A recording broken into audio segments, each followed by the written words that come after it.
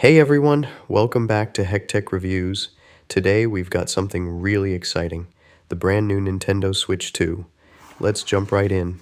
Opening the box, you're greeted by the console itself. Sleek, lightweight, and that refined Nintendo design language we all know. Underneath, you've got the new Joy-Con 2 controllers in an elegant black and blue combo. They feel solid in the hand. No creaks, no flex, with buttons that have a firmer click, tighter sticks, and a sturdiness that's a big step up from the original. Now the display. We've gone from the original Switch's 6.2-inch LCD and the OLED's 7 inches to a 7.9-inch wide gamut LCD. Native resolution is 1920 by 1080 in handheld mode, with full HDR10 support and a 120 Hz refresh rate. Docked, it outputs up to 3840 by 2160, which is 4K at 60 frames per second, or up to 120 frames per second at lower resolutions.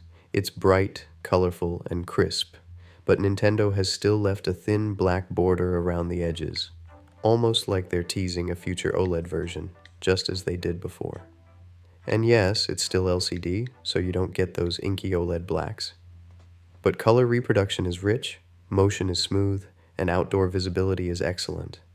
Under the hood, it's running a custom Nvidia T239 processor, paired with an Ampere-based GPU with 1,536 CUDA cores, 12 GB of LPDDR5 RAM, and 256 GB of UFS 3.1 storage, expandable via microSD.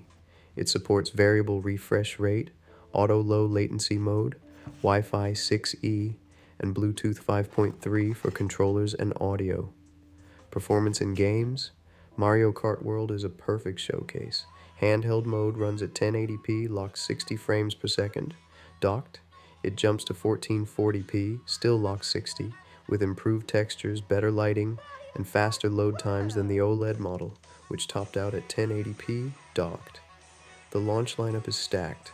Cyberpunk 2077 Ultimate Edition, full game plus Phantom Liberty, playable on the go, and for Zelda fans, Breath of the Wild and Tears of the Kingdom have been upgraded to run at 4K 60 frames per second, docked with HDR support. Seeing Hyrule in that fidelity is stunning. Now, the downsides. Like I mentioned before, it's not an OLED screen.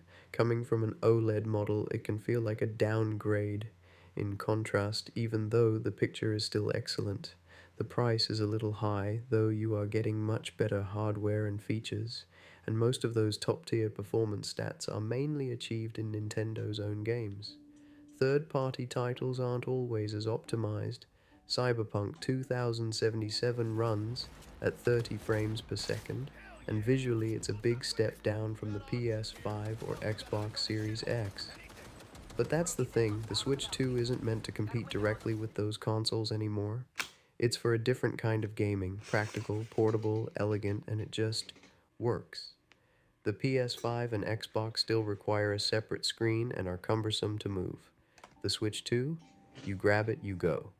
So, do I recommend it?